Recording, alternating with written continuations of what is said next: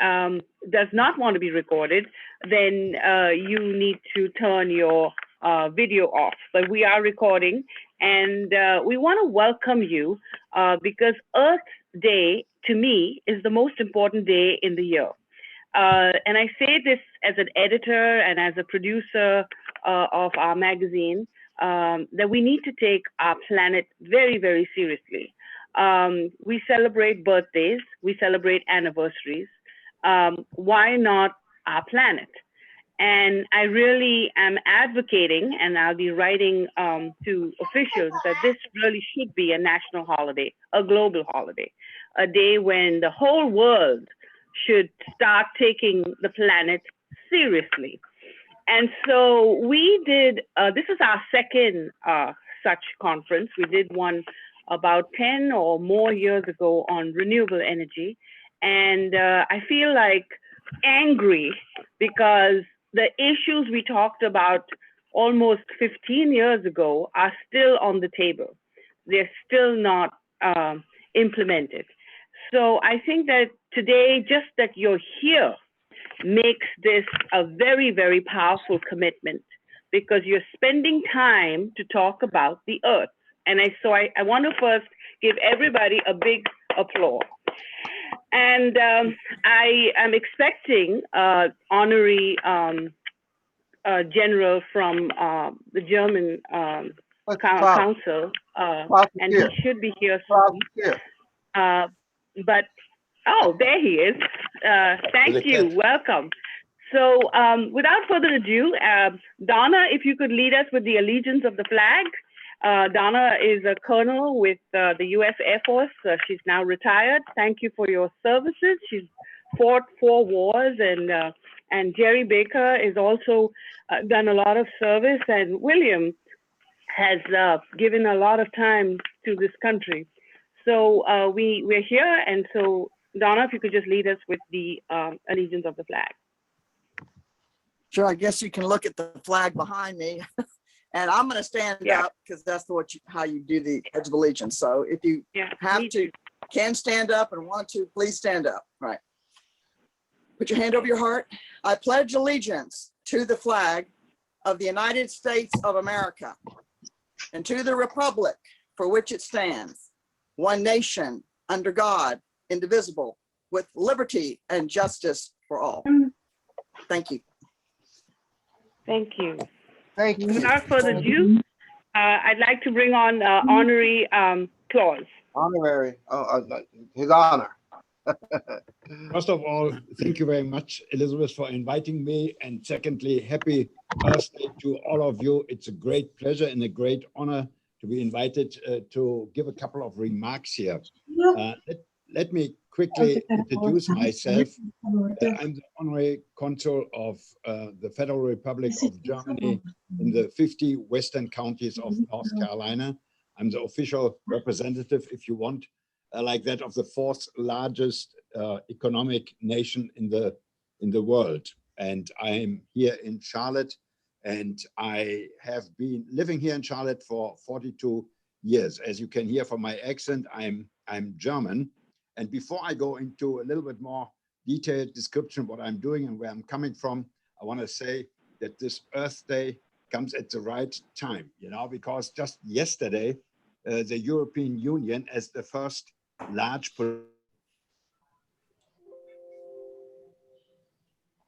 concrete goals as to when to reduce the CO2 emissions to zero by the year 2050. No other country in the world has put that into laws. That means laws have to be abided, have to be obeyed. And that is a great, great jump forward. And I come a little bit later in my remarks, and I think I have here 8-9 minutes to what Germany and the European Union are doing. First of all, I live here in Charlotte for the past 42 years. My background is international steel trade. I buy from China, I buy from India, I buy from Brazil, from Italy, Germany, and I sell in Mexico and in the United States. And I have always been engaged in other associations on the side, like, for example, the World Trade Associations in the 90s, Then I have been president of the German American Chamber of Commerce here in North Carolina. And for the past 8 years, I have been the honorary consul of Germany. And this is a big honor, and I try to fill that with life. What do I do? On the one hand, I'm notarizing documents for Germans here. We have a relatively large operation issuing passport applications for Germans. So if you have Germans among your viewers and listeners, you know, and if they need a new passport for their children, or if their parents are German and they don't have a German passport, so they can come to us and get one, which is a privilege and gives you the working permit in an area where 500 million people live, the European Union. And then I give speeches like today, a little speech today, in academia, in universities, Duke University, UNC Chapel Hill, and UNC Charlotte, of course, Wake Forest. I was in the Carolinas, in the Citadel and the College of Charleston, or Georgia Tech, for example, in order to speak about Germany, to speak about languages and why to learn languages, how to become a global citizen, and why to learn German in particular. I do that not only in academia, I do that also in middle schools, high schools, and I have even done that in front of 27 little preschoolers, 3 to 5 years old, and we talked about Germany and the specific things which might be of interest to them. I have founded an foundation which is called the North Carolina Zeitgeist Foundation, and its main goal is a transatlantic relations. And this is very important, that because the values of these, the human values of both areas, the European Union and America, are the same. You know, these are human rights, right of law, the respect for each other, democracies, liberal democracies, and so on. And therefore, I'm supporting that.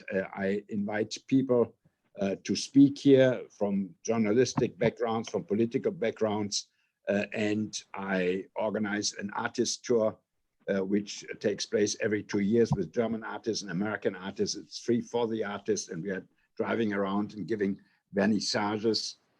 And I have even be able to invite Bayern München. Some of your viewers and listeners might know that this is the most famous soccer club in Germany, Bayern München, and the second one is Dortmund. They have played in the Bank of America Stadium here in Charlotte in front of 67,000 people. I would like to tell you that we in Germany are very interested for a long time in improving climate and improving the conditions for the planet. We are sometimes a little bit slow in building a new interstate because there is a frog or there is an insect or there is a bat, and we do everything. We are moving. I just learned that recently. We are even moving ant hills into other areas, you know, in order to make room. For example, Elon Musk is just building a new Tesla plant, a huge plant in outside of Berlin for 500,000 cars. And he complied immediately and very aggressively, in a very positive sense, aggressively, you know, and he understood that the Germans are very careful with that. And he said, for every tree which we are cutting down in order to make room for the plant, we are building planting 3 new trees. Or they had special beds there, and they hang up special houses for the beds outside of the plant area. So this is Germany. And when I grew up, in an area which is like Cleveland nowadays, it was steel and coal. And it was very dirty. The industry was very dirty. I'm talking about something which is about 60 years ago. You know, when they had a new batch of steel ready, you know, and they put that into the steel mill. It came from iron ore and coal, which is coke, which is dirty to start with. You know, then huge red clouds went into the air, was very dirty. Today, you would say, my God, how can that happen? At the time, it was normal. And you were just talking about breathing 20,000 times a day. You were certainly breathing that in. We had a balcony, and my mother, hung some laundry outside. When she saw these clouds coming, she took the laundry in because it would be dirty afterwards. And then there was a law placed, and they called it a doghouse, to put a building around it in order to suck off the bad fumes. And people said, how can they do that? We are not competitive anymore. And, our steel is more expensive now because we have to put a doghouse. At that time, one didn't have respect for the planet. One didn't have respect that we need fresh air. This is completely changed nowadays. Germany has understood that climate control, working out new concept to keep the planet clean, is an opportunity to make some money, to develop industry. And I think that's a very healthy view. And with that, I want to come to an end, and I appreciate your attention. Thank you very much. Well, thank you. And we have veterans in the house that have served in Germany. So thank you so much. Thank you. Thank you very much. Thank you. So we have a long program, and we have a lot of people coming in and out. This is a open house style because everybody's so busy. So we have 46 in attendance, and we'll have them coming in and out at different times. So without further ado, I'd like to introduce someone who I just met, Professor Ken Peters, an international economist, and has done amazing things, teaching kids in Shanghai and here in Florida. And so also the author of an exciting thriller.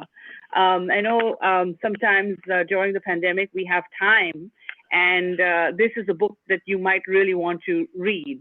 Now, Ken can really ruffle some feathers, Donna, Jerry, everyone. So I would invite you all to chime back in and question him if he ruffles feathers too much. But he's outspoken, and as we would want him to be. And this is a forum where authors are able to say what they want. So if you want, please join in during the Q&A and question him back. So Ken, without further ado, introduce yourself. And he's going to do two parts. The first part he's going to do as a gift to us. And he's not going to sell anything to us. He's going to talk to us about the economics of climate change, and then bring another author, Peter Bureau, and then I'll bring Ken back to talk about his book. So we're doing this in two parts. So Ken, please introduce yourself. Thank you very much, Elizabeth. I appreciate it. I'm excited to be here today. Earth Day is certainly very significant, and it would be great if we could be celebrating Earth Day every day. That's part of what I'd like to talk about today. If you could allow me to share the screen, just go click on share screen for participants. Can you do that, Claire? Have you set that up? Yeah, it is. Okay. I did do that. Hold on. You should be able to. Should be okay. Let's see here. Yeah, there we go. Yeah.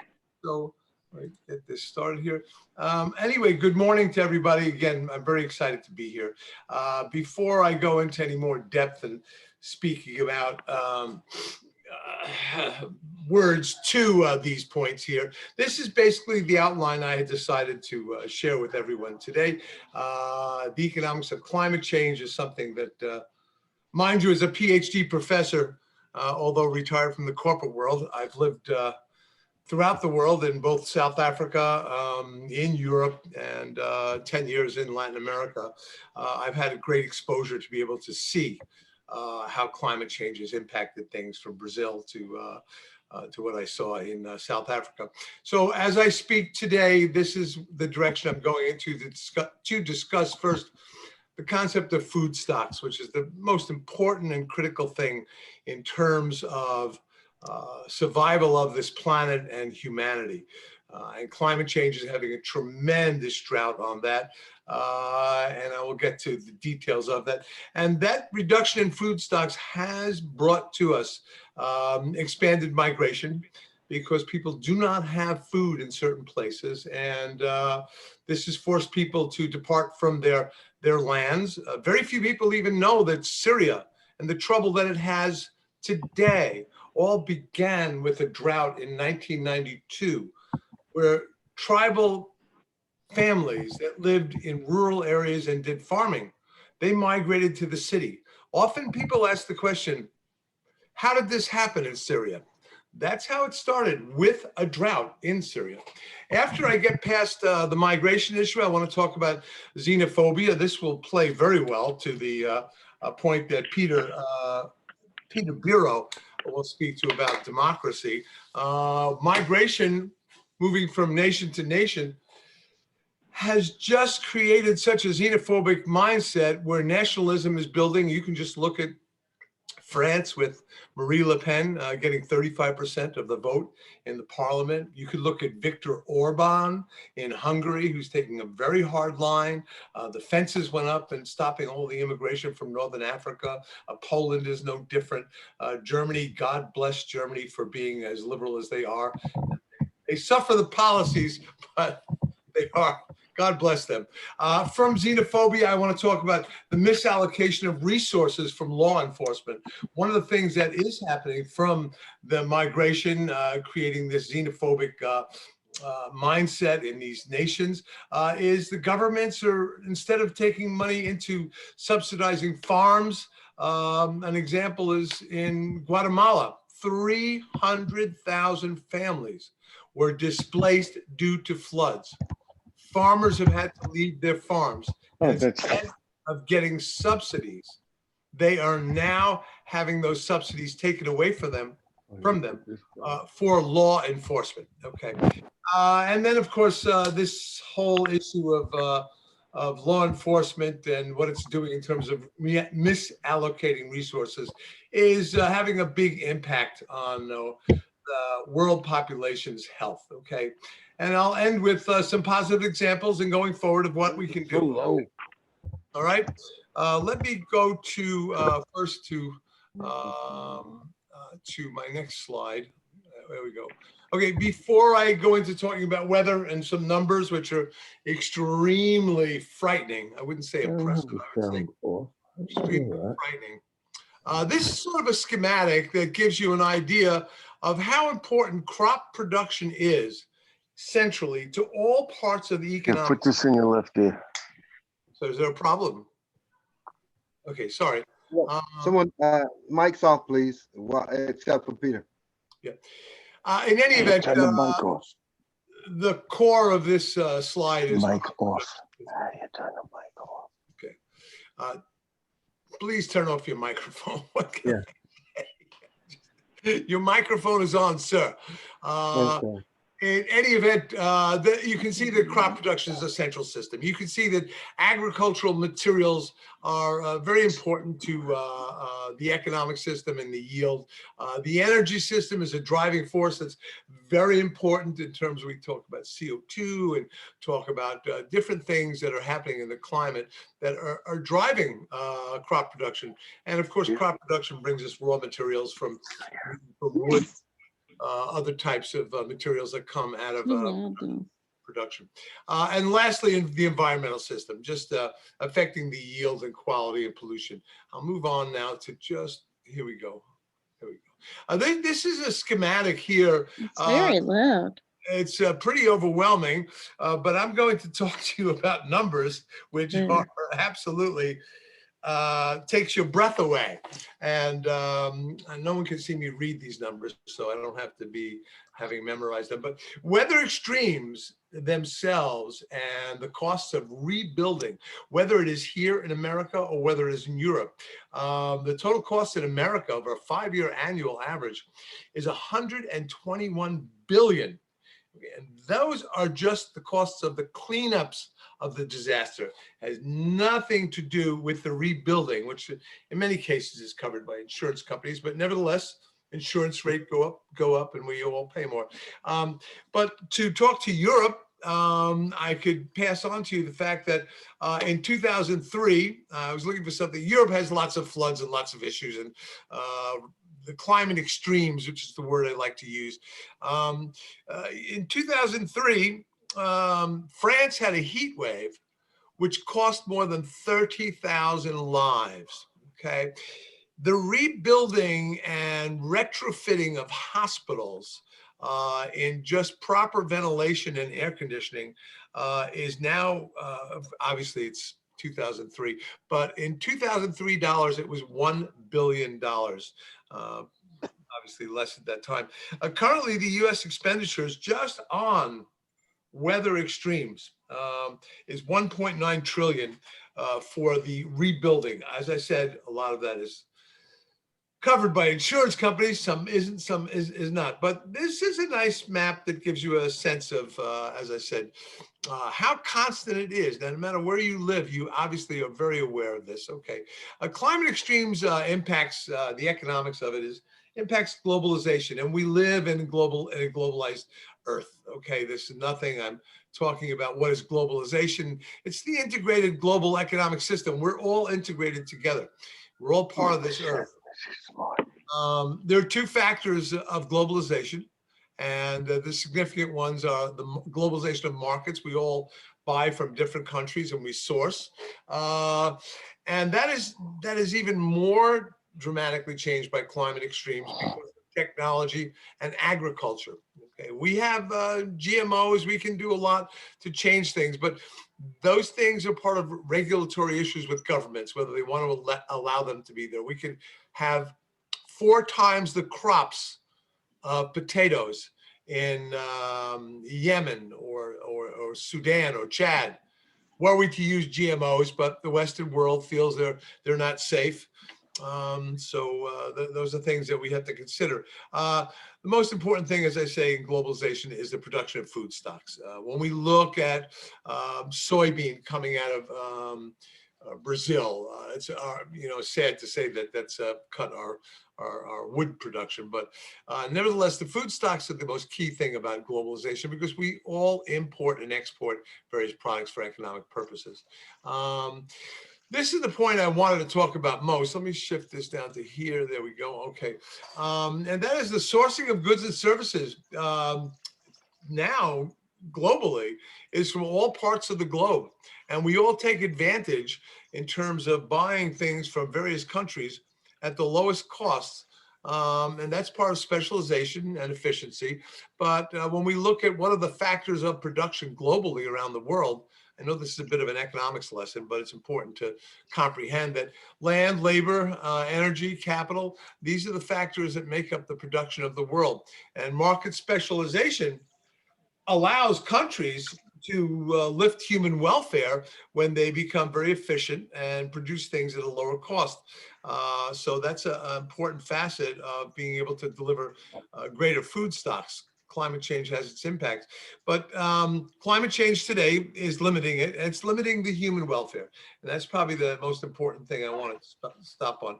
This, going forward, is a slide. I'm going to go back to saying a few words just rather than showing you slides, but this is something I'm going to finish with in terms of what we have to do. But I want to give you some examples of things that I did mention prior to that, and that is how, let me go back to slide 1, is the expanded migration.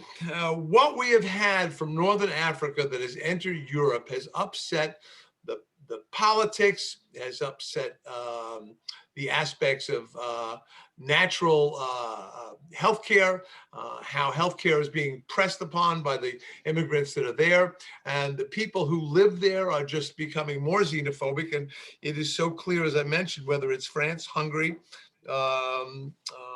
whether it's Poland, certainly these are the countries. And in America, we suffer from our own xenophobia in terms of the border with Mexico. Massive, as you all are aware, that more than 23,000 children are being held currently, but there are hundreds of thousands of people that are coming across the border. That xenophobic mindset only creates more misallocation of resources towards law enforcement, such as Donald Trump's wall, okay, which very inefficient. Let me go back here to finish up here with this, okay?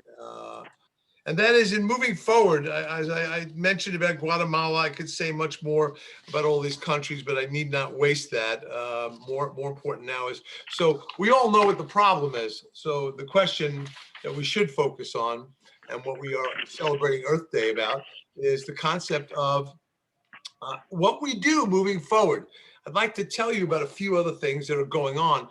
I know most of you are familiar with Bloomberg. He's a wealthy financier. He was once mayor of the city 3 terms in New York, and he is quite philanthropic. One of the things that he's involved in, it's called Bloomberg NEF. That's a new energy front. And they're doing research on the boom of solar panels. And they say, well, why is this so significant? Why it's really significant is if we make the right shifts. Bloomberg has ascertained that given the investment. I'm sorry? Okay, well, I guess we have more microphones on. In any event, the current record for installations in 2020 is about 150 billion in investments, okay? When we look at that, what Bloomberg has been able to ascertain is that probably within 20 years, the amount of gigabytes just generated during these 20 years at an end point would be enough energy, 185 gigawatts, according to the Bloomberg NEF, that'd be able to power all of Brazil as long as the sun is shining. So the concept of moving to green energies is a very important concept. Bloomberg obviously is deeply involved in that, and kudos to him in terms of being someone so concerned about our environment and having the means to be able to make these contributions. Anyway, moving forward, in controlling weather extremes, I like to use that rather than climate change or global warming. We require, obviously, global participation. This is obviously a problem. We have issues with China and with India, although China maintains they are participating. I wanted to bring up a couple of things that have caught my attention in being an international economist and spending time around the world. Some of these may seem mundane, but as an example, in Norway today, which has a very large oil part of its economy, they are actually giving people a $7,000 credit for buying, a direct cash credit for buying electric cars. People who buy petrol combustion cars have to pay a $7,000 tax that goes directly into a fund. There's no distribution and no government policy, no administration. It goes directly to the purchaser of an electric car. The biggest issue in considering climate change and climate extremes caused by carbon dioxide is that obviously automobiles in Europe or in America. And one of the things that's key in our country is that President Biden is putting forth this infrastructure bill. And many people think about bridges and roads. Probably the 2 most important things for the infrastructure bill in America are, one, expansion of a nationwide internet to bring up education of people, which changes a big part of how people vote and think about climate change. And 2, to actually put charging stations out there. This is a chicken and an egg. I'm not sure what's going on. Or in many other countries, but I have seen in California, where we consider it the People's Republic of California, very independent. You pull into a shopping supermarket, you will see the front line of all of the parking will be assisted with charging stations. So the sooner that we have this infrastructure bill, the sooner we will see the influx of electric cars. There are a lot on the road today, but they will not be anything like it. So finishing up the Great Balancing Act, this slide I picked out, I thought it was a worthwhile slide to show, and that was in the Great Balancing Act to sustain our 9.6 billion people by 2050. These are the needs that must be met. Okay, we've got to close this food gap, and closing the food gap requires globalization. It requires countries working together, and it requires this is a political hot button to say, it requires use of GMOs. We have had GMOs now for more than 25 years. I think we have been able to demonstrate that they are safe. And would you rather see people die in the desert because they're starving, or would you rather have them have a potato crop that can yield 4 times in 1 year? Okay, and that's just one item. Supporting economic development, as I said, is a big part, and that's part of America and Joe Biden. The concept of internet and communication. If we want to uplift the population to do the right things, they must be educated to do the right things. And so global population, directly or indirectly, that are employed by agriculture will benefit also in America, as well as the rest of the world, by having open communication. Okay. And the last part I would say is the reducing of the environmental impact. We all know this.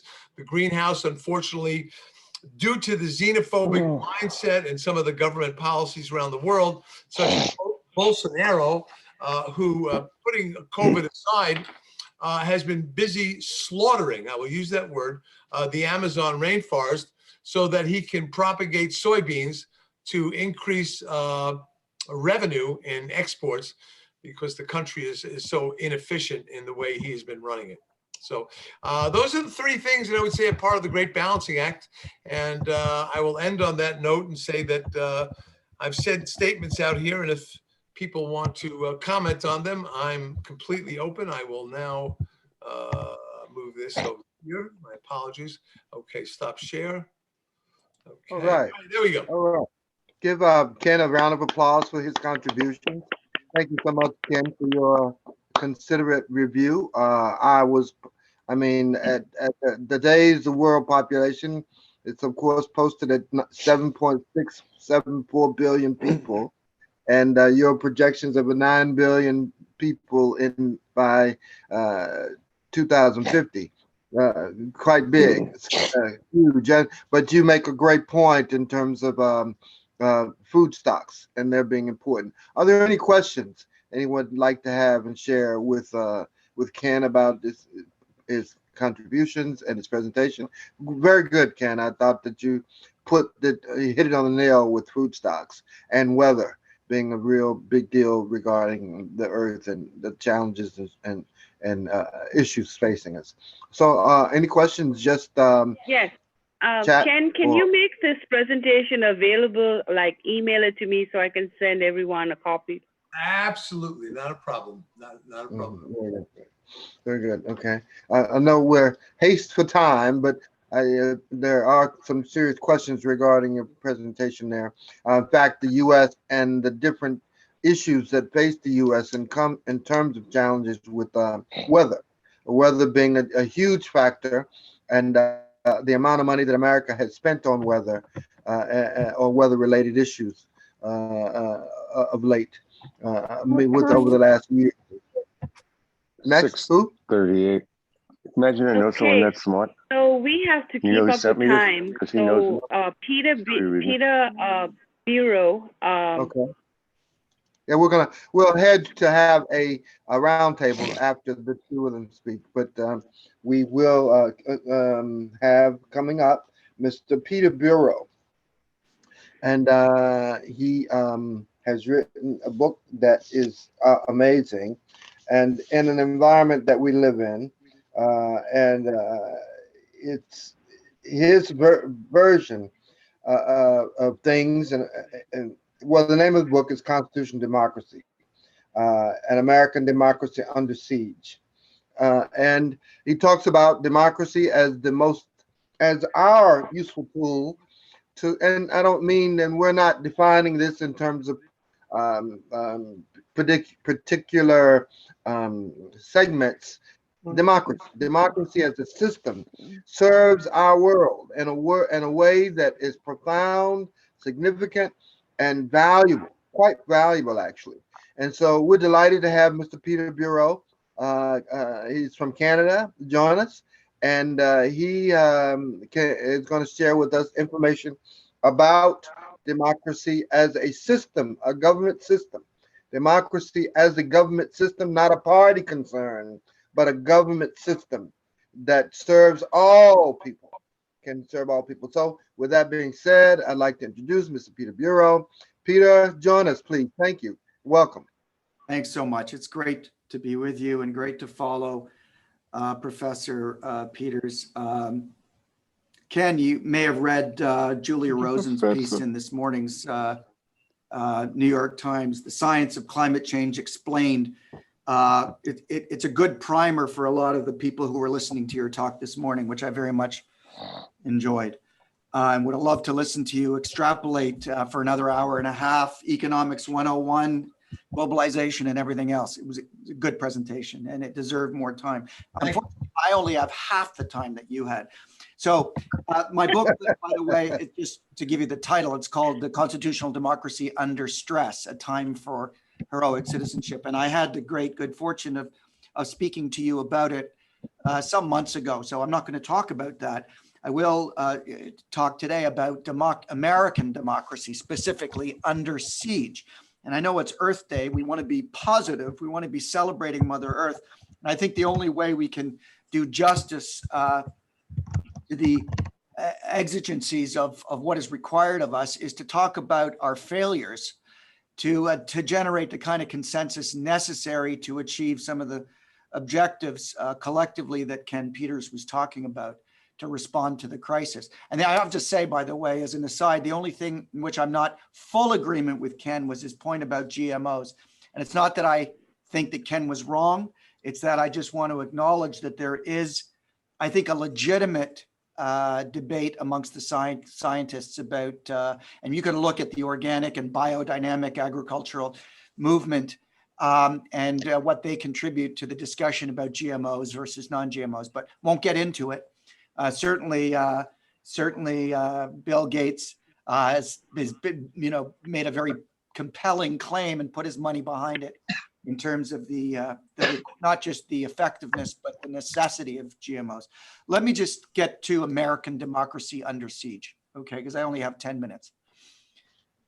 And I'm speaking from Canada. So in a way, it's a privileged position. That is, I get to be outside of your system looking in, which is really the best way, I think, to get an honest take of a system. At the same time, you will find it impertinent and maybe pretentious that a non-American is commenting on American democracy. But, to your credit, it's the age of American empire. And that means that what happens where you live affects all of us around the world. That's the nature of empire. Is its global import. So democracy everywhere takes its cue from what's happening in democracy or the decline thereof in the United States. One thing that, and I want to just touch on kind of certain themes. The principal one is what I call the war on truth. And as subsets of the war on truth, there's the war on voting rights, the war on democratic institutions, and even the war on the Constitution itself, by which I mean the American Constitution. Now, even though I'm a Canadian, I am a careful reader and student of American history and very passionate about it. We learn a lot about ourselves by reading American history. Any kind of constitutional democracy, and by the way, I appreciate Ken Peters giving a bit of a lead in on democratic backsliding, the trend toward illiberalism around the world. He referred to Orban and other European leaders. He referred to Bolsonaro. All of that is a critical is kind of symptomatic of the backsliding that's occurring in terms of the right-wing populism and the illiberalism that's developing. But there are many other factors at work in the democratic backsliding. And the United States, which has been the kind of leading democracy in the modern world, is also now really the leader in showing the way to democratic backsliding. Unfortunately, a great professor and thinker and mentor of mine who died about 30 years ago, Sir Karl Popper, used to say, great men make great mistakes. And I would say great countries make great mistakes as well. Any constitutional democracy requires that there be some kind of a shared epistemic project, a shared epistemic foundation. That is a kind of society-wide or societal deference to the authority of facts, of knowledge, and ultimately of some claim to truth, okay? It doesn't have to be absolute truth. It can be provisional. But the point is that there needs to be consensus, not so much on opinion and values, but certainly on the state of fact and knowledge in the world. When that breaks down, democracy is in big, big trouble. As one of your famous senators once said, and I'm paraphrasing very badly, you know, you have your own, and I'm talking about Senator Daniel Patrick Moynihan, you know, you can have you're entitled to your own opinion, but not to your own facts.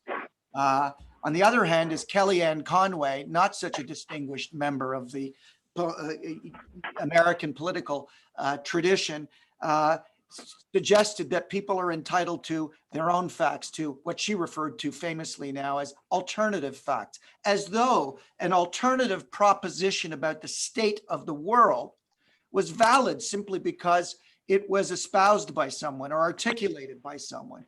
It leads to a kind of not just a moral relativism, but a kind of subjectivism that makes it absolutely impossible for society to generate consensus around critical problems. And so, I mean, how in the world could you hope to combat climate change if you can't get, you know, a society to agree on the project, on the mission, on the strategy? If you can't get everyone on the same page, they don't have to agree with each other on everything, but they have to at least defer to settled, however provisionally, to settled facts. Well, America is in deep trouble because you have a crisis of truth right now. There is a war on truth. The traditional marketplace of ideas, which used to be the place where we settled our different sort of theories about, you know, how the world works, what's going on, our laws of nature, our laws of social reality as well. That used to be the place where ideas kind of had it out. The marketplace of ideas was the kind of clearinghouse of bad ideas and good ones. Well, the marketplace of ideas is broken down, and you now are leading the way with a culture of what I call info wars, not ideas that have their day. In fairness, you've got a fragmentation and not just a polarization, but a total fragmentation in your sort of political discourse where truth is of no importance whatsoever. And the war on truth takes a number of different forms, each one sinister and each one devastating for your political culture. You know, there are obvious things I can point to, you know, Fox News. And by the way, I want to be clear, as liberal, small L liberal as I am, and I would tend to identify with the Democratic Party more than the Republican Party. This is not a partisan sort of discussion that I'm having. So even as I will in a couple of minutes, you know, offer a full-on frontal attack on the Republican Party as it is today, it is not a partisan attack that I level. It's an attack on an institution that was actually a great institution. By the way, it was, much to the surprise of people like Donald Trump, who hadn't read their history before joining the White House. In fact, the party of Lincoln. It was very funny. I'd never forget Trump, one of his first press conferences, saying, you know, many people don't realize that Lincoln was actually a Republican. And you know, when Trump says many people don't this or that or the other, you know what it really means. He just found out 5 seconds ago.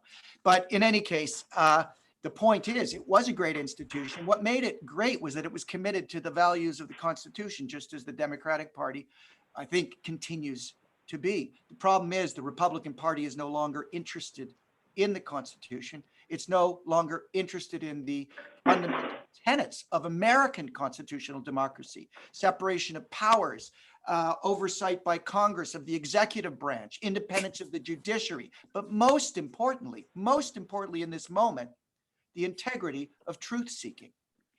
Not any particular truth, but the integrity of truth seeking itself. The idea that truth matters so that we can disagree on, you know, what kind of economic policies we want and whether we want, you know, we want this kind of taxation or that kind of taxation or this kind of distribution of wealth or that policy on immigration or that policy on the environment. Those are that's fair game in a democracy. What is not fair game is to say the election was stolen, the election didn't happen, or the election, was fraudulent. All right. Those things, that's not fair game. But when an institution like the Republican Party, or an even more powerful institution like Fox News, controlled by Rupert Murdoch, makes it its mission not to challenge core values, but actually to tell a different story about what actually happened, to manipulate truth, to make propaganda its central mission, not just to tell a different story and make an honest mistake about it. It's not about subjectivism or relativism. It's a conscious, intentional effort at disinformation. So the disruption of that epistemic foundation. Yeah, sorry. Go ahead. You have 3 more minutes. I'm sorry to cut your time, but I have other speakers. But yeah, you got 3 more minutes to wrap up. Yeah.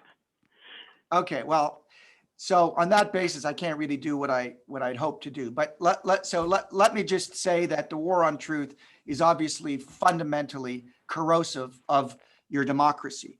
And so you've got malign foreign actors spreading disinformation through things like, SolarWinds and the attack on and the use of social media to do it, and all kinds of mechanisms. You've got conspiracy theories like QAnon.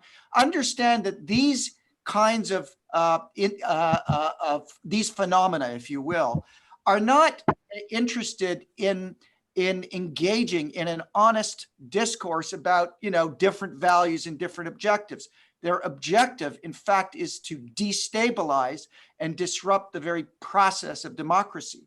And the results are terrible, because it's not just that discussion and discourse now becomes incoherent altogether, and that there's no consensus generation, but it gets more sinister. You've got Georgia and now Texas, and in fact, Montana now looking at legislation to using the big lie, what the big lie is about, the election in November, as pretext for voter integrity legislation, which we know, in fact, is voter suppression.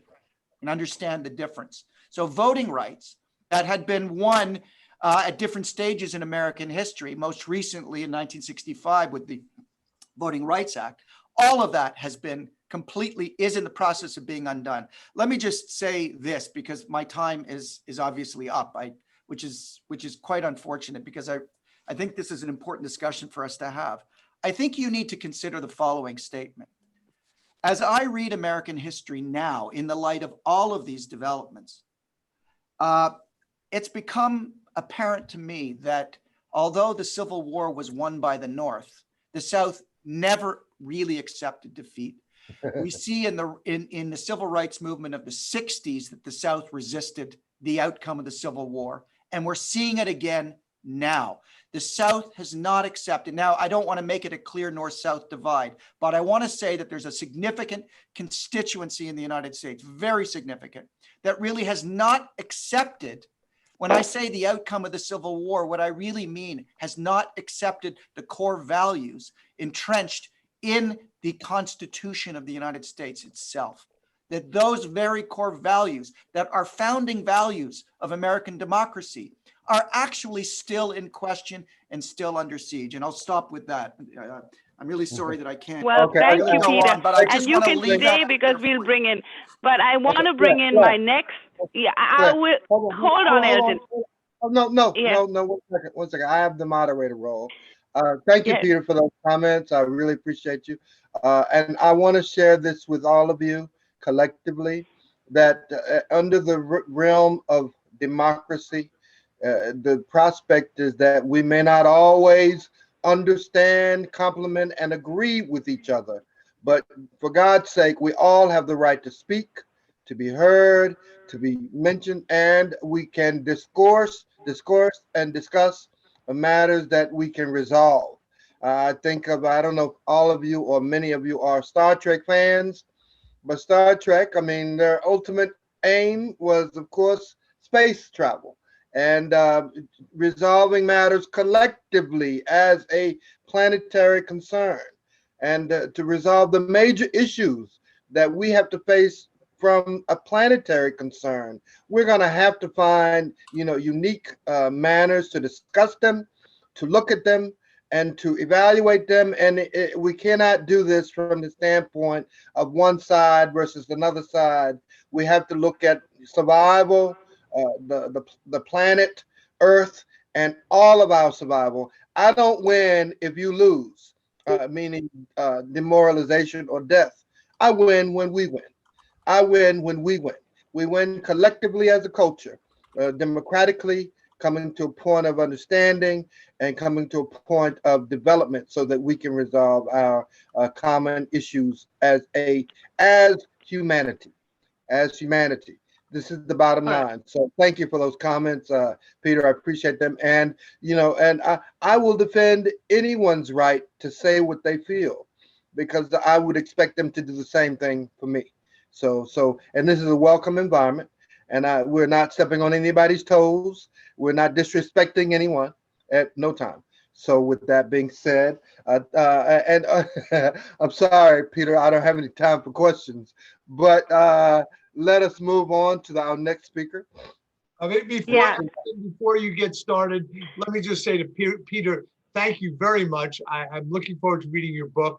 And if you ever get down to Florida, I would love to have you come before my macro classes where we talk about government and how their policies impact inflation, everything. Democracy makes it work. Thank you, Peter. Okay.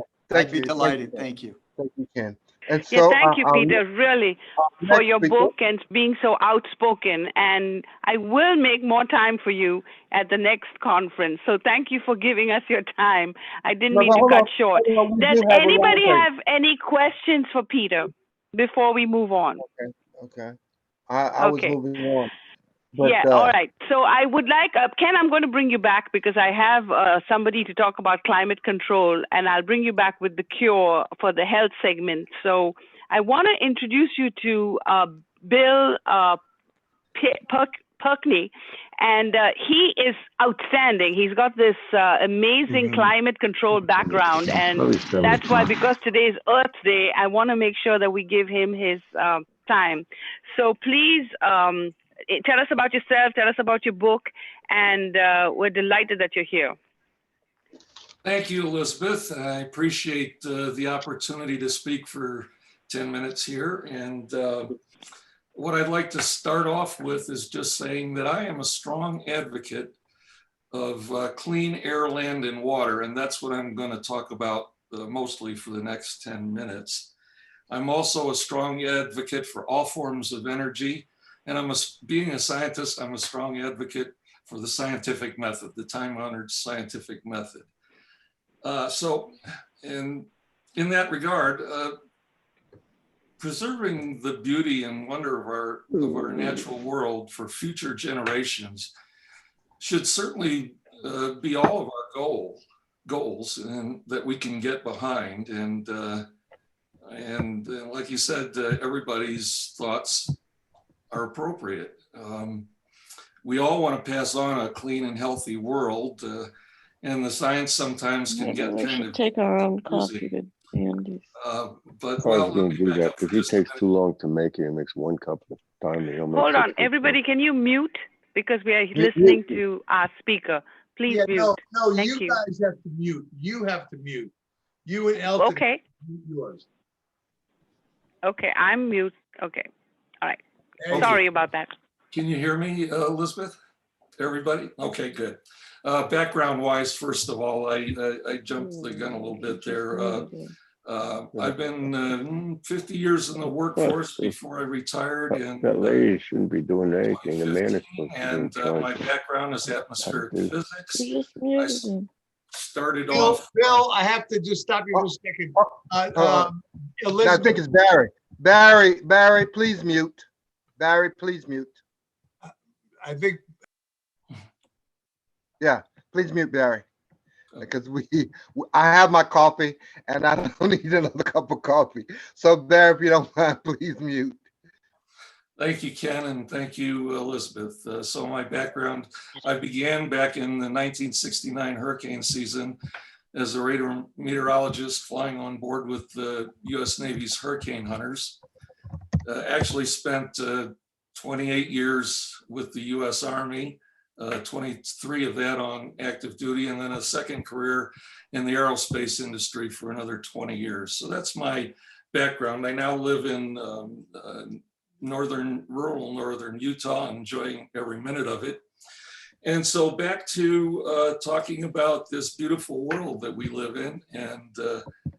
And so what I'd like to do for the next few minutes is focus on, excuse me, combating pollution in a meaningful, affordable way that's right in front of us. And Earth Day, I think today is a wonderful opportunity or time to start working together on such solutions.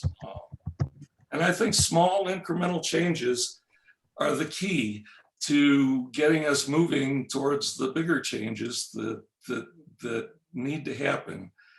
And that from starting by walking before running, we can start seeing the benefits these little victories can generate as we go to the bigger picture. So that's like what I'd like to focus on is the big picture. And one of the things that I just like to put out there in the background is that 71% of the Earth's surface is covered by water. So that is an important aspect of climate change, and separately from that, the pollution. But there's a lot of water, and it is a big influence, as is sunshine as well. And I think I'd like to focus then again for a minute or two on pollution mitigation. And if I can share the screen here, I'd like to talk about what's happening here in the Western United States, in Utah, where I live, as well as out to the Pacific coast. And if I can share my screen for a minute, I'd like to talk about wildfires. Let me. Okay. Hopefully you can see this screen now. Can everybody see that? Yeah, Okay. yeah, we can see it. So in the news, at least the last couple of years, a big thing that's happened out west here is the wildfire situation. I'll be the first to admit or say that I have strong compassion for anybody who has lost lives or been injured or lost property as a result of these wildfires. And this graphic that I'm showing here is one of the metrics that pertains to the United States in terms of acres burned from wildfires. And this plot here shows that the overall trend for the last century. And as you can see that here in the 21st century, we're burning up about 10 million acres per year. But when you look at the bigger picture, back to the Dust Bowl era, the 1930s, for example, you see that there were 5 times as many wildfires back then as there are now. And in the lower right-hand corner of the plot here, you can see that the red curve is the USA, the continental United States overall. The green is the Western United States. So the numbers are consistent. And the trend is downward. The trend, and I won't show you a bunch of graphics here, but the trend in hurricanes, the trend in tornadoes, the trend in droughts is trending slightly downward. And so one of the main points I'd like to make is that we got to be careful. And I've made this mistake many times in the past myself, but we got to be careful about definitions, and specifically the difference between short-term weather and the long-term trend, which is what climate is about. And typically we're talking about 30 years, and the more the better. in terms of trending when we're speaking of climate. So the trends are down, even though we've got these horrible and significant things that are happening year in and year out. And as you can see in this plot again, and this is just one of many, but I'm only going to show this one. And that is that, yeah, we were up for a while back in here, down for a while, and you know, it's going back and forth, and that's one of the only constants of, and that is change. And so I just wanted to make that point. Now I'm going to go ahead and stop sharing the screen here, if that's okay. So managing our forests is an important thing, because smoke that comes from these wildfires is one of those pollutants that affects us all, especially in the Western United States. And so from a pollution mitigation standpoint, there are a variety of things that we can and need to do, such as carefully controlled burning of the underbrush to limit as best we can the intensity of these fires. A couple other things that I'll just mention real quickly is that when we're talking about policy decisions that have to do with weather or climate, we need to look at the total cost benefit analysis, the cradle to grave, so to speak, an analysis of before we decide how we're going to take care of these things that need to be taken care of. Another thing with regard to smoke in our air is building more dams and reservoirs, especially in drought and fire-prone areas such as the western coast, and even here in Utah, Unimet Mountain West, trapping seasonal floodwater for drought mitigation and hydroelectric power. Hydropower, for example, has been around for a long time, and it's a perfectly clean source of energy, but it's spotty and underused, and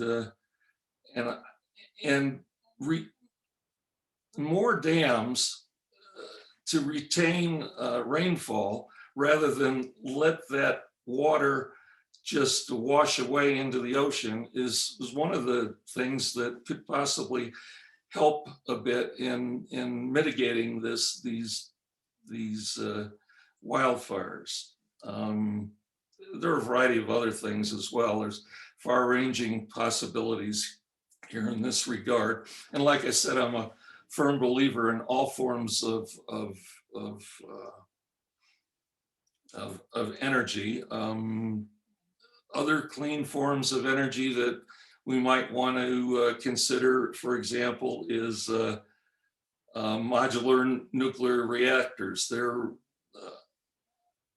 offering many advantages as they come into being. Besides being perfectly clean, they're relatively small footprints. And I have nothing against wind and solar, but the only thing that needs to get resolved through more research is that the fact that wind and solar are intermittent forms of energy that need to be backed up. When the sun's not shining or the snow is on top of all of our solar panels, we need some backup, and that's a serious issue. And I think I'm about out of my time here. So let me just conclude by saying, certainly, but not at all the least, we need to keep learning and have productive conversations. We need to be teaching our children about the time-honored scientific method and logic and history.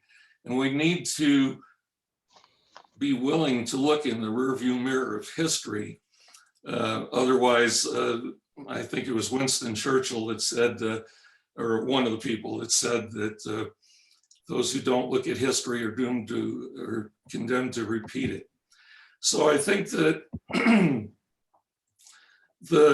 we need to focus on the fundamental skills that we teach to our children: accurate information gathering, critical thinking, and the like. We've got to listen to each other and be willing to change our minds if we learn something new. And I'll be the first to admit that I have my own particular thinking, as you saw in that one chart. But if somebody is out there and willing to or able to show good, hard, convincing empirical data, I will turn on the dime from what I think. But I've got to see the proof. And so the good news in my mind is that more people than ever now are recognizing the need to preserve our Earth's resources, and the young people of today, love spending time in the outdoors, and especially in their COVID environment that we're in now. And we certainly need to retain their passion. And so I'll just end with that. Thank you, Bill. Claire, let me take this. Bill, I really appreciate your comments and your passion. It runs through. I can tell your excitement for the environment and our purpose, and your work in what you do can be designed to help us benefit years to come. And the fact that, you are such an advocate for our environment, which again, repurposes clean air, repurposes enough food stocks for everyone, and also prevents and continues to prevent our destruction to fire. And so those are very important things. So I'm saying this to say that part of the importance of our humanity, is that we have to be, of course, respectful. We have to be appreciative. We have to be supportive, and we have to be inspirational and insightful for what's good for our Earth and our humanity for the generations to come. We may not agree on everything. We may not see the same purpose of doing things. And, it reminds me of one, I say this carefully and respectfully. One of the last big fights that I had with my father, and I loved him beyond compare, and we found a place to respect each other, was that my father wanted me to do a particular thing, a particular way, at a particular time. And we had the disagreements about that, but that's okay.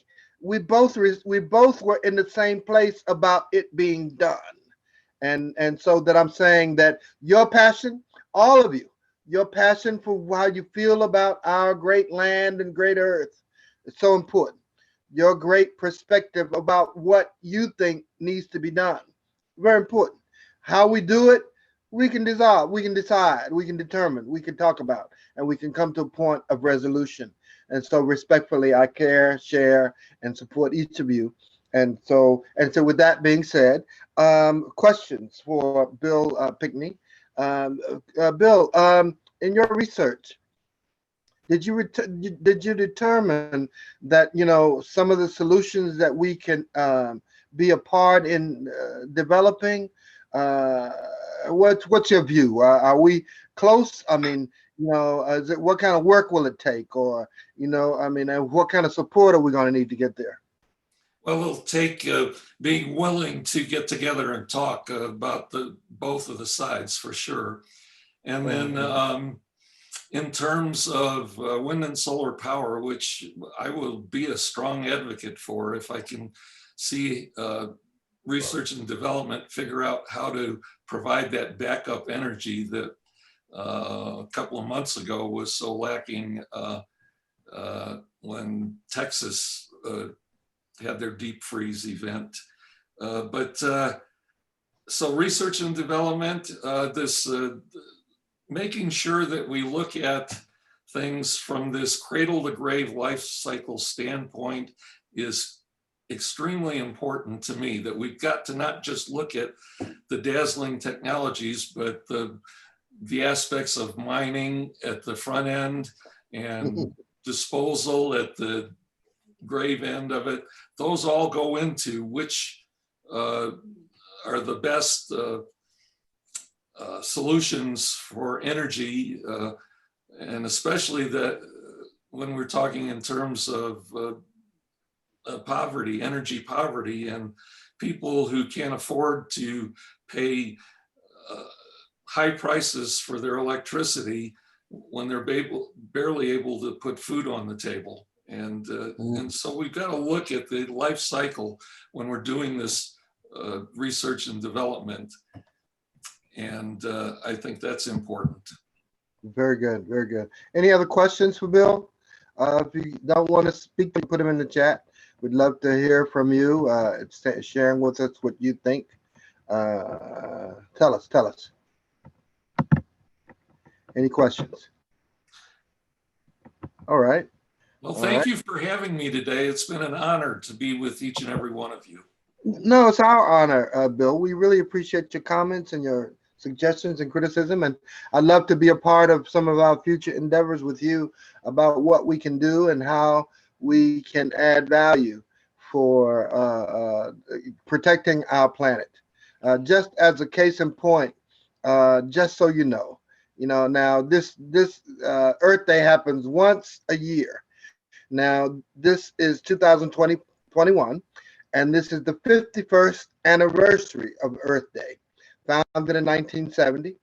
And the Earth has, of course, plays such a vital role. I mean, we wouldn't be alive if it weren't for the Earth, providing us oxygen, providing us water, food stocks, care for our generations to come. And so just taking this time out, we are hopeful that it will inspire you to take a quiet moment of time to reflect, on generations that the Earth has protected time and time and time again. So with that being said, I see no questions. Let's see, I have some chats. Any questions? Let me see. I'm just making sure there are no questions. Okay. All right. So our next guest. Now stay tuned, because during our panel we're going to have a roundtable, and the roundtable promises to be very insightful, very inspirational. Now I'm just happy to be here. I tell you a little bit about me and my lovely wife. I think we have the record. We have gone through 4 hurricanes. 4 hurricanes. Now I don't know anybody else that done all that, but I'm telling you, 4 hurricanes. We're still smiling, joyous, and inspiring people. And I don't know, many people don't survive that kind of thing. And we've gone to COVID now, and so I want you to be here to understand how big this is. And so we want you to be a good health, good states of mind, and good directions for what's important for your life and your life ahead, so that you can do all the important things that God has placed you here to do. So with that being said, our next guest, we're going to shift the tides a little bit. And we have a speaker that has created a product that, who in the room doesn't like ice cream? Anybody in the room doesn't like ice cream? Sometimes ice cream doesn't like us, but I love ice cream. And so our next guest is a manufacturer for ice cream, and we bring her on because she has created like we needed a new reason to eat ice cream. But we don't need a new reason, but she gave us a plausible direction for eating ice cream. And we're delighted to have her with us, Ms. Snehi Manish. Please give her a round of applause and receive her as she shares with us items and information about her incredible new product. Gallivant is called. Okay, welcome, Snehi, please. Thank you, Elizabeth, and the team. Seriously, very grateful to be here. An amazing panel, learning a lot today. Not that I think we are all in here with the same notion to learn from each other and see what truly are the struggles from the veterans, as well as what are the upcoming technologies come and what can be done together and collaborate and share ideas. So this platform is very well valued, Brightside team. Um, just a quick background to myself. I'm a food safety scientist by training. I started my career working in the corporate, rather the big guys, Tyson Foods, Kraft Heinz, in the manufacturing side of things, and then learned a lot about lean manufacturing to bring in more efficiencies into the lines. And again, this is a very soft or a sweet spot kind of a topic for me. But to be honest, efficiencies are relative. I understand that, but there is a better way to handle things. And what I have learned at the factories at that point is very has been very critical and very crucial in my career going forward. From there, I had moved on to working with Nestle R&D, and there I used to work with. Lot of different categories of food products, and one of the reasons why I was actually hired over there, which kind of put me a little bit apart from the other candidates, was the fact that I had lean manufacturing in Six Sigma background based because of my time in the plants. And why that was very critical is very relevant to why we are talking today. It's one of the key focuses in the food industry has always been, um, how do we reduce the wastage on our production lines?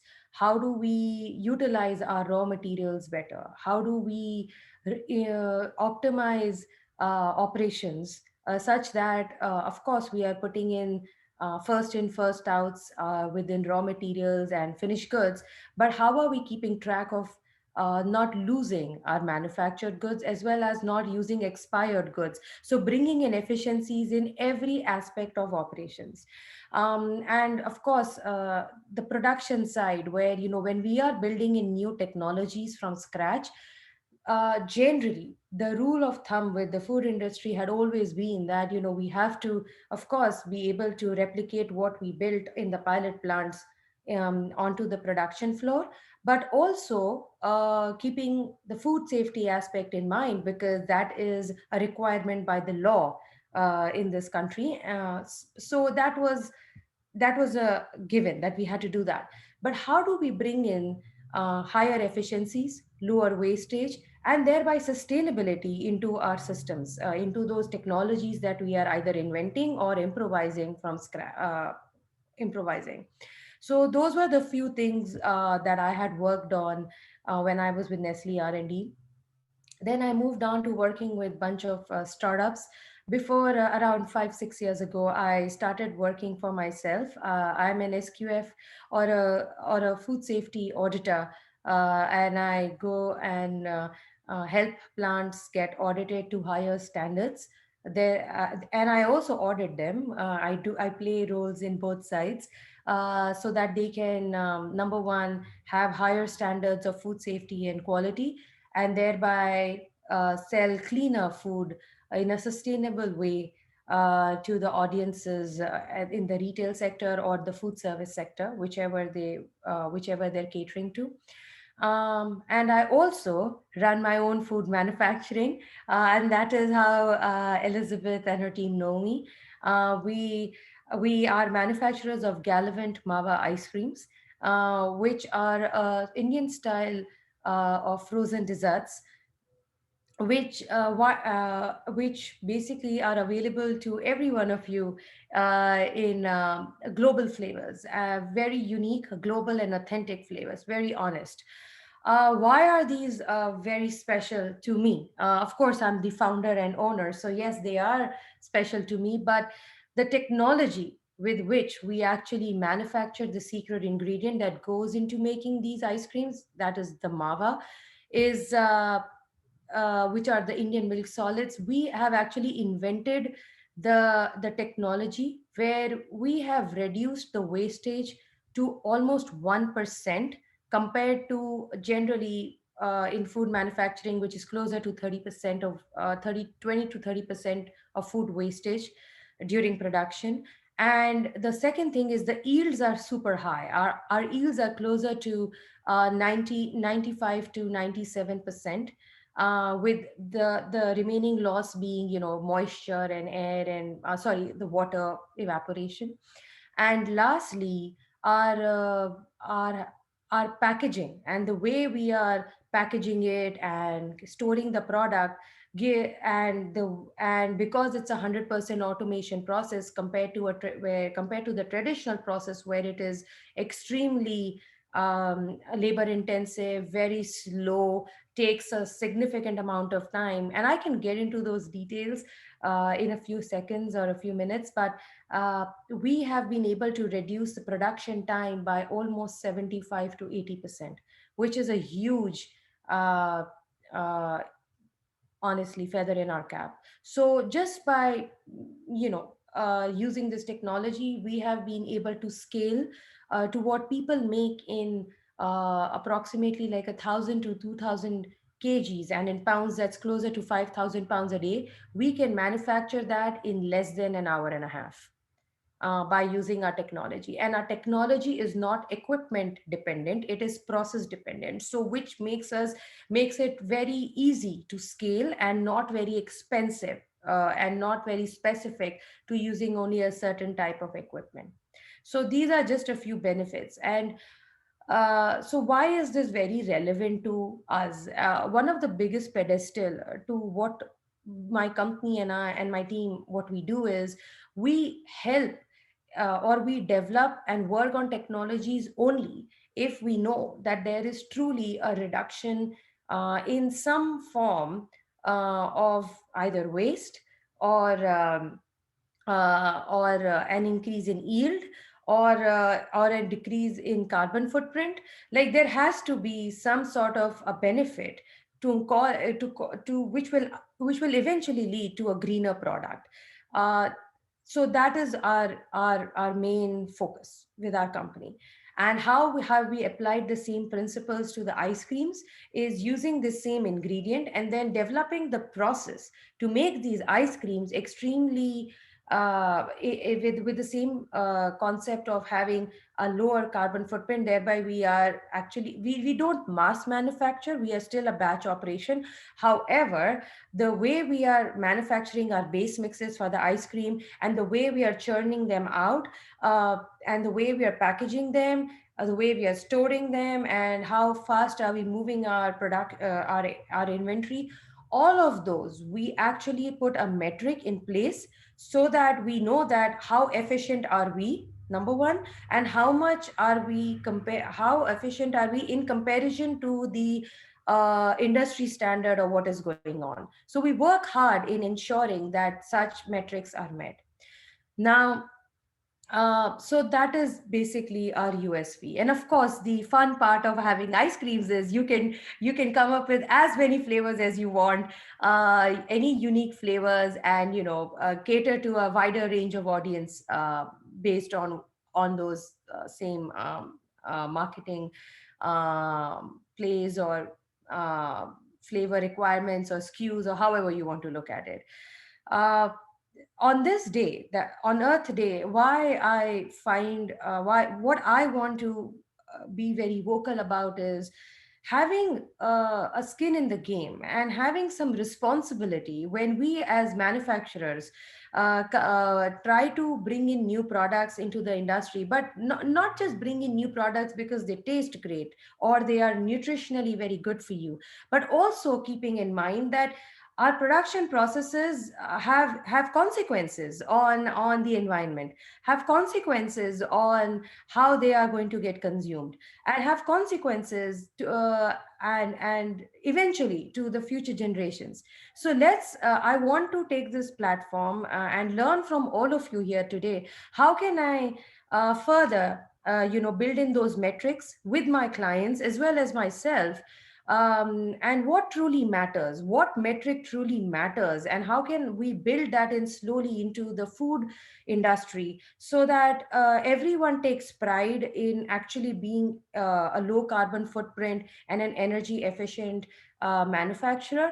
But also it becomes like a second habit. It should, like food safety is a second habit to all of us when we are in manufacturing. It's a no brainer, we have to do it. So I want to see those key elements and those key metrics of uh, bringing in eco-friendly processes, bringing having those metrics of how am I truly contributing towards making sure that there is actually a true low carbon footprint being left behind my manufacturing process. I want to bring in those into developing any future technologies and working with my clients and building it into their systems too. So that's my selfish motive of being on this platform here today. Elizabeth, we can't hear you. Yeah, unmute. Yeah. Okay. So thank you, Snehi, for that. I really, really appreciate your insight and perspective. And you bring up a new sector and dimension for what we do, which is manufacturing and manufacturing green or smart manufacturing. So it has less of an impact on our environment and more health friendly. And so which is a paradigm of everything that you're doing, and I commend you for that. And it also supports the need as responsible citizens of the world and the earth that we now think of labor. Because because of the tumultuous changes that have occurred through environment and civil unrest and food stocks and those kind of things, we do have a responsibility that we can hire and work, have people work in very capable environments. And so, with that being said, are there any questions for Snehi and her challenge and passion for creating a really great work environment with manufacturing? Any questions? Put them in chat or raise your hand so that we can hear you, or just unmute and speak. Come on. Yeah, I would like to congratulate her on, I didn't, obviously, it was 10 minutes and you try and keep it as tight as you can. But having, although I was a professor and had gone to graduate school and got my graduate degrees, I went into the corporate world before retiring. And I have to say, one of the things I wanted to speak about was about waste and production and efficiency, which there was something on my slide to that effect about efficiency. But I just wanted to applaud you. And very interesting that you said it wasn't through equipment, but the process. So again, another step in technology that is more efficient. And whenever anything is more efficient, there's less waste. When there's less waste, there's less harm on the climate. Yes, thank you. And Snehi, Colonel Donna wanted to know about where you manufacture and where the ice cream is available. And Snehi comes back at noon to talk about flavors. So she's actually one of our sponsors today. And so we'll be hearing a lot from her. And we will definitely make the link available so you can order the ice cream. So tell us about where you manufacture. We manufacture our products in Houston, Texas. We are actually selling them in a few retail stores here in Houston, as well as in Washington, in Seattle, Belmont area near Microsoft. We are in the process of getting into more retailers. So hopefully it'll be in a grocery store very near you. So, yeah, guys, I thank you for your encouragement. Honestly, if there are any ideas in your career that you have implemented in developing those kind of processes, especially for production, and believe me when I say this, if I take videos of the amount of waste we see in food production, we will gag. We should be ashamed of ourselves. So It is a very conscious effort from a lot of folks like myself who really work hard on making sure that the wastage comes down. And it's not easy, yet we work hard on it with a very strong motivation. And folks like yourself, if you can give us more ideas, we are always with here for open ears and always listening how we can learn from industry experts. So yeah, thank you. Great. Can hold on, Elton. Can you turn off your screen, Ken Peters? Turn off the screen? Why turn off the Yeah. screen? Okay. My question was, stop sharing. Yeah. Okay. My question was, in terms of Snehi, oftentimes when we improve manufacturing and innovation, of course, that drives the price up, but we have to find ways and really unique, innovative ways that we can improve our efficiency with profits. I mean, of course, innovation requires spending new money, but how do we increase the profits that way? I mean, and because it doesn't matter. It's important to innovate, but of course, oftentimes the innovation doesn't lead to new profits. So share with us the drive that it took for you to make sure that you maintained your profitability that way. I will be a liar if I say that I did this by myself. Honestly, some of my best, I guess, ideas and such kind of the mindset and the thought process has actually come from my vendors and my collaborators. Like, I think wherever I am today, I don't know at what level I am, but it is all due to all the collaborations that I have done in my own ways with different folks, whether it is scientists, whether it is the dairy guys who work on field, who are seeing what is truly happening on the field, or whether it is folks who are working in manufacturing, or it is the equipment vendors who actually are the manufacturers of the equipment, and ready to listen to feedback, saying, hey, this is what I am truly seeing.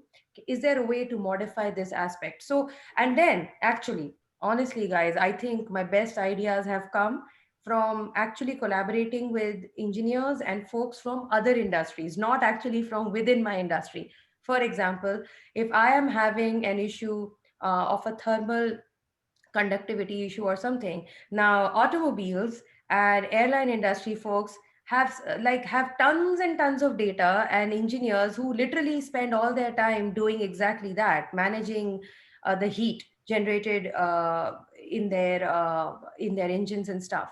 So why am I wrecking my brain? Let me talk to the experts in those industries and see what they have done, and utilize technologies from there to see if I can translate it in an efficient way to the equipment I currently have. So actually, thinking along a little bit along those lines, sometimes I feel innovation is right there, and you just have to just think a little bit differently than what you're used to. Sometimes the way my husband puts it, and it's not appropriate completely, but in many ways it's like, structure has, or education has spoiled me. I was much better off when I was not that educated. So I mean, please take this with a grain of salt. It is a joke, but literally, like, just not following the norm is what in some ways I would say. Very good. Thank you, Snehi. I appreciate it. Any other questions for Snehi? And we, of course, will have her come back because she's a part. She'll have a description of the ice cream, and you'll talk. And our plan initially was to have you sample the ice cream while we talked, but we're working on the technology for that. If you can do that over Zoom, wouldn't that be good? Right now, we're looking at it. I'm serious, but that we'll have food stuffs and products delivered to you. And you'll sample and taste, and we'll look at them at the same time. So just don't use Amazon; they're getting too big. I wanted to just applaud Cindy. As an economist, there's nothing that makes me smile more, especially when you think about society and the world, the globe at large. What efficiency means too. Right. That you're so focused on it, and you don't have to invent the wheel. Sometimes there are people out there with technologies that have applications to what you're doing. Absolutely. Yeah, Very thank you, good. Ken. I appreciate the gesture. Thank you. Okay. Yeah. Next. So American-made ice cream. Thank you, Snehi, for bringing manufacturing to America. That's what we like to hear. So thank you for that. All right. So the next speaker is Manish Chowdhury. Manish, are you around to show us? Is Manish here? Okay, no. Okay, go on. Elizabeth, Yeah. Elizabeth, it's Yeah. fair to say American-made Indian ice cream. We haven't had it. Yeah. Sure, politically correct. Okay, so Manish is not here. So Ken, tell us about the book. And then is there anyone in the group that is scheduled to speak that has to leave? Okay. I just want to make sure we hear everybody.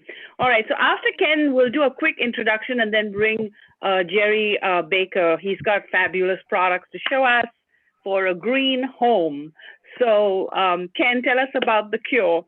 Yeah, I thank you very much again for letting me speak first on Earth Day, because this, as an economist, the definition of economics is the allocation of limited and scarce resources. And so there's nothing more scarce than our climate and our environment. At any rate, I wrote this book, The Cure. Thank you very much for letting me speak to this. It's a thriller novel. But it came from my years living in South Africa, working on the HIV vaccine through diagnostic tests. I met with a lot of people through many lectures with Anthony Fauci and Richard Besser. And obviously one of the things that was constantly being worked on was the idea of a vaccine. This has not come to fruition today. They have come up with some great pharmaceuticals which cannot eradicate HIV, cannot protect you from HIV, but can keep HIV at bay in the sense of the viral load that cannot even be detected these days. But in any event, the book tells a story about a vaccine manufacturer that develops a vaccine, and people that are not that pleased about seeing a vaccine because they would like to recapture the continent that they once built out of Europe during the colonial days. And the vaccine becomes contaminated through nefarious means. And that's what the story is about.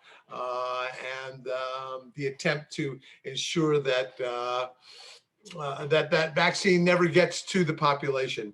It does bring to the foreground that one of the things when we talk about the COVID vaccine today, that is that vaccine manufacturers are rushing ahead to produce things. This new technology of messenger RNA is absolutely fabulous. And while I believe that my story tells of not so safe a world of vaccines, I would like to promote, for the sake of herd immunity, that those people, I'd like you to get my book, but aside from that, my book is a novel.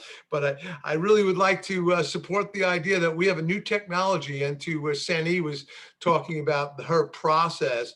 This process of mRNA is very, very different than previous vaccines where we used a denatured virus as a vector. We implanted something in there and then injected that into you. Although it was safe, it required a tremendous amount of time in clinical trials. And today, this new technology is not to be light, but I would tell you that the difference in technology would be going from reel-to-reel cassette recordings to recording things on a USB. It's a quantum leap technology. It is not just going from a flip phone to a smartphone. It's a quantum leap. At any rate, that is what the book is about. It's about nefarious people in Europe who once owned all of Africa. A vaccine is developed, and commercial espionage is the platform for it. And in fact, the commercial espionage is really quite a nefarious nefarious ordeal planned by these fellows. In any event, thank you very much for the time. It's a very exciting book, and it's my second novel, so I'm really pleased to come out with another one. And that's about it. It's hard to keep selling your property, I know. I do have a question though. Sure. Mm-hmm. Elizabeth, your microphone is off. Okay, your mic is off, Claire. Claire, your mic is off. But Ken, let me ask you a question. I mean, I know the book probably inspirationally. Yeah. I'm sure you probably see some of the great reflections of our current vaccine for COVID.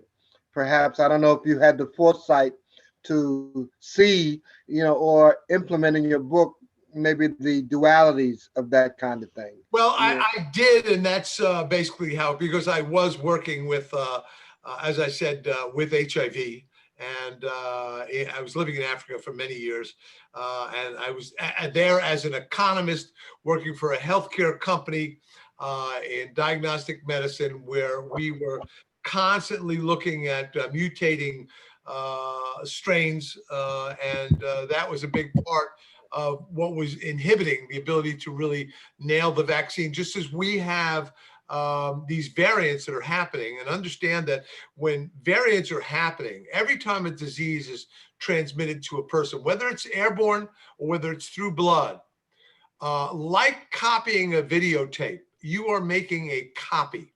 And the copy is never exactly as the original virus. And this is what the issue is with today, with COVID and with mutants. And this was the issue at hand with HIV as I wrote this book. And that's what really spurred me to do this and to write it. And having lived for decades in healthcare, there's a lot of issues in healthcare that require good government, I don't want to be redundant, governance, regulations. And you're seeing that today.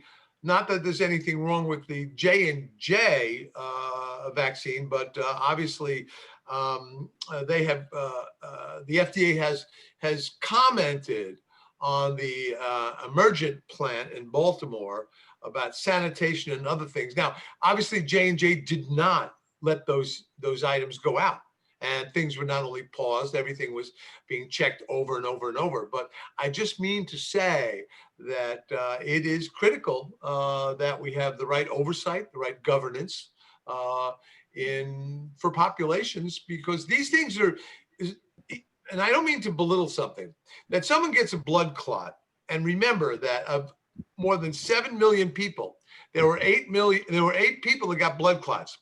That is less than 1 in a million. You couldn't be safer. And I want to say that to the point of these vaccines and advocate that people take these vaccines. But I do want to say that it is extremely important that that we allow governance into all manufacturers and try to bolster this new technology. And I regret that there's been this little issue, but it's a fabulous technology, and we will all see many, many cures in the coming decades because of this new technology. Okay, the messenger RNA is an incredible technology. It is as dynamic as from. And I just have to end on this. I want to again say it's as dynamic as going from reel-to-reel tape to a USB transcribing music. Okay. And very good. Okay, that's enough for now. I just want to keep everybody in mind. Let me share this: that we will have a roundtable, and we have a huge chasm of people represented for this roundtable, and the roundtable will reach about 530,000 people on demand. 530,000. Your ideas from your perspective when it comes to manufacturing, when it comes to the environment regarding threat because of fire and storm, the issues of our Earth and the threat on Elton, our Earth. Yes, darling. Elton, Yeah. we have to keep to time. So Well, I got that. I'd like to just, Let me hold finish on, this, hold please. on. Let me finish this. What? Let me finish. Let me finish, please. Okay. Now, the issues of our relevant concerns during this roundtable are very important. So your presence is important, and we need your questions and your passion about what you do, because at the end of the day, we're going to ask you something. This is Earth Day. So each person can play a vital role. Each person can do something significant.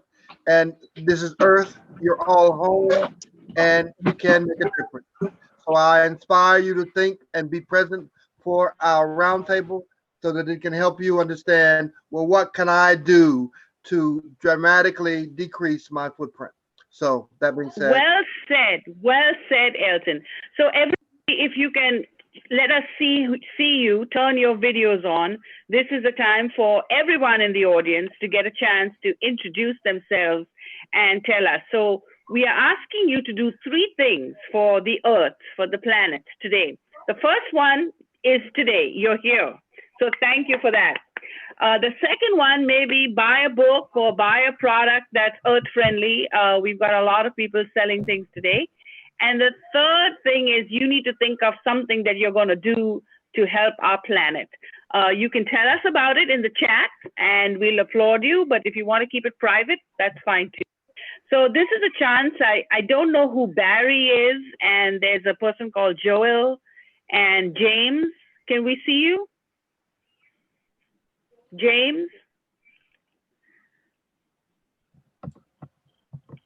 John, and then Sunny, Violet, Barry, calling once. Can we see? Can y'all all turn on your videos, please? Okay. Hi, Sunny. Hello. Welcome. Hi. Sunny's from India, so welcome. Yeah. Hi. Okay. Anybody else? Can we see? Barry, Joel, everybody's shy. Okay. Okay. We'll come All back. right. We'll come Let's back. go. But Sunny, introduce yourself. Tell us about, he's an IT specialist, and yeah, if you're ready to, or if you're not, that's fine too. And Violet is from UK, Manchester. Hi, Violet. Welcome. Okay. It's good to see you all. It's good to be here. Give yourself a big applause. Just attending an Earth Day event is a big thing. You start thinking about the planet more carefully. Yeah. All right. Great. Violet, you want to introduce yourself? Yeah, my name is Violet. What do I have to say? That's okay. That's okay. Violet's been with us before. I live in Manchester. I live in Manchester in the UK, and I think this is my second meeting here. Yeah. Yeah. Very good. So thankful to have you, Violet. I appreciate you being here, and we are inspired, of course, with your insightfulness and inspiration, and the UK and where things are going. And so, okay. So with that, and then Brian, you want to introduce yourself real quick? Mute. Take your mute off. Yeah. Okay. Sorry. Yeah. So yeah, I'm Brian. I'm from Mumbai, India. Great to be here on World Earth Day. It's very passionate to meet the subject, and I was very happy to hear all the speakers here. Well, I'm an international business consultant. So I've been in the field of import and export business worldwide. And so my main work profile is that I, liaison with companies, and, I build, a business between countries and between continents. So I do a range of services for clients, basically market assessment or counsel on rules and regulations of various markets, or give logistic support. So that's basic my field of work. But I also am involved a lot for environment causes here in India. And I do join a lot of organizations. I support them in a small way I can with the local community, as well as maybe on a national scale. So that's briefly about me. Thank you. I should also say that Brian is a big hiker. He loves the outdoors and he hikes quite a bit, and he'll find himself on some trail, invariably, who knows where. And all you'll have to say, probably all you have to say is, "Come on, Brian, let's go for a hike." Oh, yes. But can't join you, unfortunately, because we are in a total lockdown these days here. Oh, yeah. Well, we're praying for India. Everybody's on lockdown. We're praying for you guys. Just be strong. And this is a good time to attend our events during the lockdown. My next speaker is Jerry Baker, and many of you know him. He's a big sponsor of our group and a champion for Elton and me. And Jerry is a captain, now veteran with the Medical Service Corp, and he is a nutrition consultant, and he has his own company now. And I love veteran-owned businesses. It is called Fit for Life. And his philosophy is that you can really live younger, longer. And today he's going to be showing us how you can make your home environment friendly. Remember, we talked about the 3 goals that you want to have at the end of this conference, something that you can take with you. Now, this is a live recording. It's a media event. So people who are watching, please write in the comment if you're watching on YouTube or Facebook or any of these channels that are growing in numbers. Let us know what you thought of our speakers. If you buy any of their products, the ice cream, Gallivant, or any products, snap it, share it with us. And right after Jerry, we have a fantastic Dr. John, who's another great champion and supporter of us and what we do. And Dr. John has written 4 books, and we've been talking to him a lot about diabetes. And now we're going to be talking today about cancer containment. So very good speakers coming up. And our group has loved these speakers for a very long time. So Jerry, without further ado, thank you for your service. And please share with us how we can make our homes more greener and more exciting. And then we'll bring Dr. John to talk about cancer containment. Okay, thank you, Claire. As Claire mentioned, I was on active duty in the Navy for 27 years.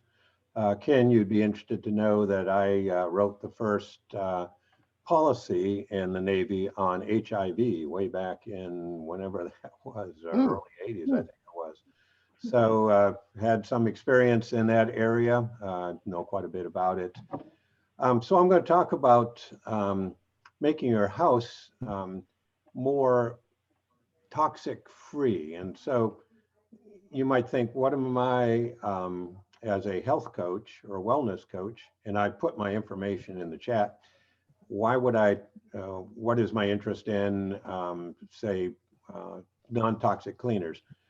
I have a colleague who has been doing this for like 50 years, who used to go to the grocery store and she would stand in the aisle where the cleaners were and hold her nose. And people would come by and say, what are you doing? He says, well, you know, do you smell this? And they'd say, yeah, doesn't that smell awful? And they'd say, yes. And well, think about this. All these household cleaners are in sealed containers and you can still smell them. What does that tell you? And so it kind of gets their attention a little bit. There are chemicals in there, and more today we're finding that a lot of those chemicals can have a significantly deleterious effect upon your health. I'm not going to talk a whole lot. I'm going to show a couple of videos that will demonstrate or talk about the impact of household cleaners on our health. And I'm going to share my screen here, make sure I share my sound. And we're just going to look at a couple of quick videos. Let's start with this one. This is about the company I work with called Shackley Corporation. And if you can't hear it, please let me know, but it should, you should.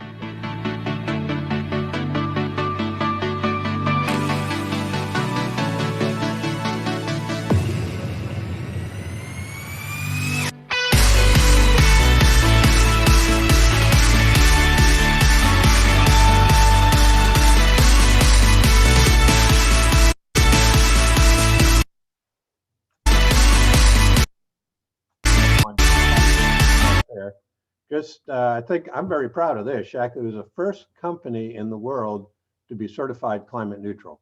And they have totally offset their carbon emissions every year since 2000.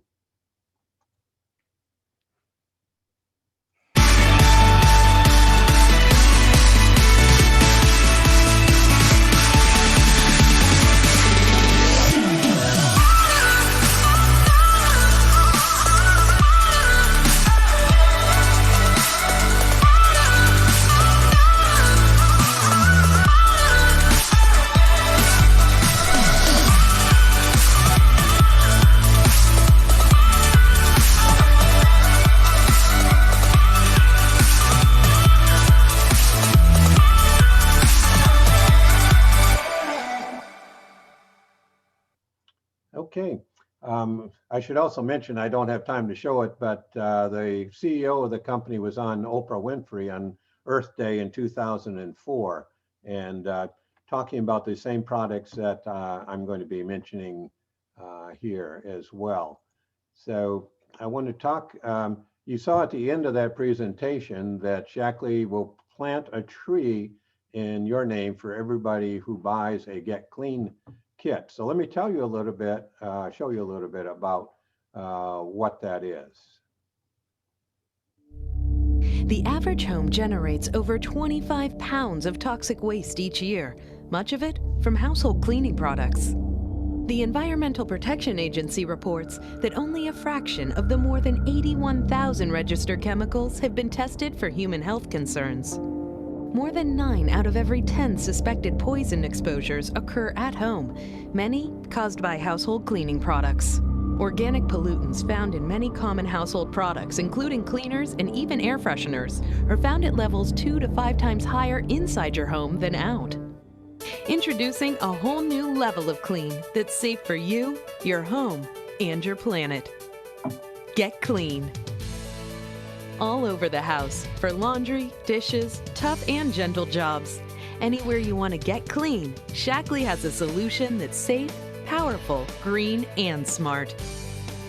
Because we believe home should be the safest place in the whole world. Get Clean products don't contain many of the harmful ingredients found in many cleaning products. Instead, Get Clean gives you cleaning choices that are non-toxic and natural. So they're safe for you, your home, and your planet. Because we believe you shouldn't have to sacrifice powerful convictions for a powerful clean, and vice versa. Get Clean provides a powerful clean that rivals leading brands, 100% guaranteed. To put our money where our mouths are, we had third-party laboratories put Get Clean to the test against leading competitors, and Get Clean delivers. Because we believe in cleaners that don't leave behind more toxins than the toxins they're supposed to clean, Get Clean products help keep the planet clean too. They have biodegradable surfactants, and they have no phosphates, nitrates, or lots of other stuff the planet doesn't appreciate. We've used sustainable, naturally derived ingredients, and Shackley does not test on animals. Because we believe that by letting you add the water, we subtract the waste, we figured out a long time ago that we could make more economical products by making them concentrated. The Get Clean Starter Kit helps you replace all the questionable cleaners in your home at an incredible value. The same amount of clean from ready-to-use cleaners at your average supermarket would cost over $3,400. Not only is the starter kit the smart choice for your wallet, but it's the smart choice for the planet too. By buying the starter kit as opposed to traditional ready-to-use alternatives, your family will eliminate 248 pounds of greenhouse gases and will help keep over 100 pounds of packaging waste out of landfills. To get clean today, talk to the person who showed you this program.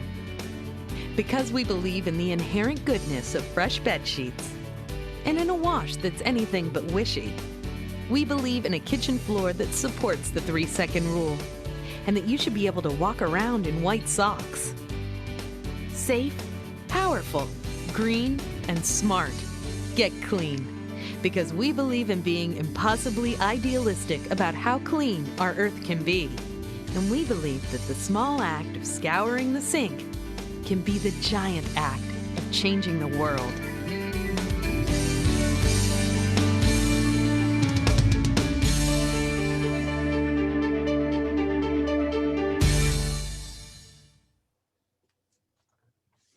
Okay, well, stop my share here. Hopefully you were impressed by that, by the fact that there's so much toxin in our cleaning products today. I'll give a personal testimony, or semi-personal, is my grandson, who is asthmatic.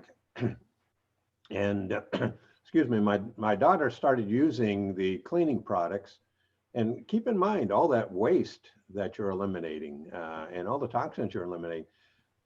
Within, I would say, I don't remember, but it's probably within a month of starting to use that, my grandson's asthma just about disappeared. Matter of fact, the president, CEO and owner of Shackley, they had the same experience with their son. All of a sudden he started to develop asthma, which was not something that ran in their family. And this is before, well, I think this was after he bought the company. He started using the company's products, and their son's asthma disappeared. So those just a couple of testimonials. So not only is it good for the planet, but it's good for your health as well, particularly when you have young ones and even pets crawling around on the floor. So anyhow, what I'm going to do, I'll put a, looking at a question here from Brian. Does climate neutral certification include other things besides zero carbon footprint? That will take more time than I'm allowed, but let me just say that Shackley has won a lot of environmental awards from the state of California for things that they're doing to take care of the earth and the climate.